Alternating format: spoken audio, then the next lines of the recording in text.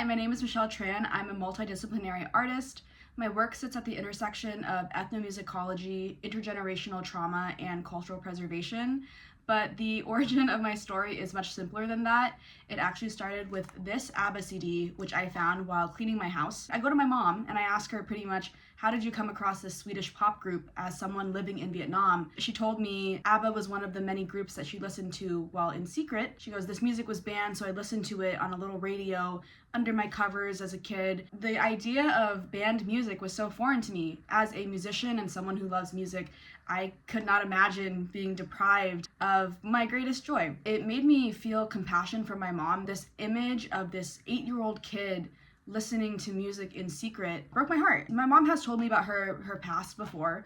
You know, she said she grew up in poverty. Talking about this music was the first time I saw her mention the word that. She said, oh, nghe đã lắm. It was the only time I ever heard her mention joy in the retellings of her childhood. I started looking at the banned music of Vietnam and I found this genre, nhạc vàng. And then I started looking into the lyrics, and the lyrics are very profound and descriptive. It just felt like nhạc vàng was kind of this portal into 1975 Vietnam. I've always had this question I've asked my parents before. What is the truth of the Vietnam War? When I would go and try to research this history myself, I found that it was very, very difficult to research Vietnamese history because it really depends on who you ask. Are you asking Vietnamese people that immigrated to the US? Are you asking the Americans? Are you asking Vietnamese people in Vietnam? I started to find that nhạc vàng is much more than just a cultural moment. It is the purest gateway into learning Vietnamese history. It is untouched in terms of narratives. Shortly after that, I started making videos on TikTok to showcase this music.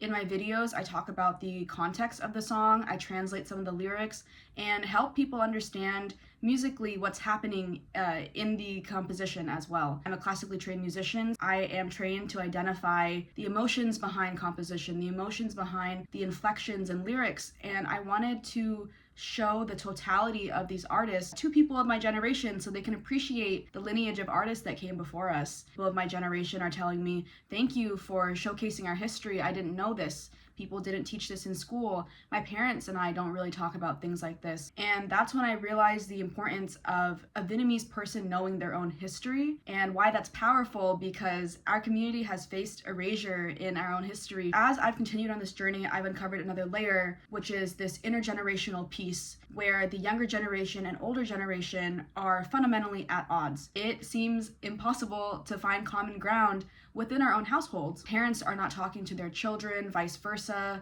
I'm not asking my generation to head on confront their parents and try to force a connection, but what I am saying is play them some music. This is South Vietnamese music from the very time our parents were in Vietnam, because the more you understand that, you understand your own history, but you also understand your parents and yourself. You bring South Vietnamese music to your parents, they are going to think, where did you find this? And why do you care? It puts the parents in a place where they can talk about themselves in a way that doesn't have to dig all the way down into their trauma. When we bring these songs to our parents, we are saying, hey, I want to know about you. I want to know about your story. Ultimately, I love you. Curiosity is a love language. Above all, I'm dedicated to giving Vietnamese history back to the Vietnamese people in the most accessible way possible. My videos are in a very casual tone, and that is purposeful because my audience that I'm trying to reach are Gen Z. I speak to them as equals because that's what they are. I want them to see that learning our history is fun. I am devoted to giving them the tools for that, which is why I'm now translating these songs and building a database, because I want to translate in a way that captures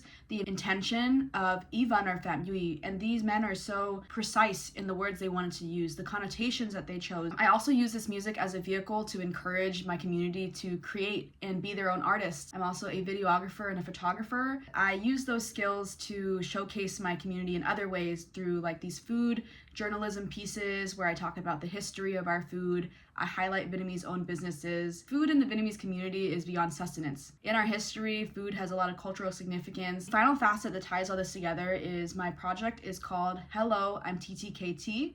TTKT stands for Jan Thị Kim Thu, and that is my mom's name. Growing up, I watched my mom have this insecurity because she came to the US very late. She has many talents. Any talent that I have, she can do better. She just never had the ability to express that or have the education to support her. And I named this entire project after her because my success is our success. By being my mom, she has co-created this entire project with me.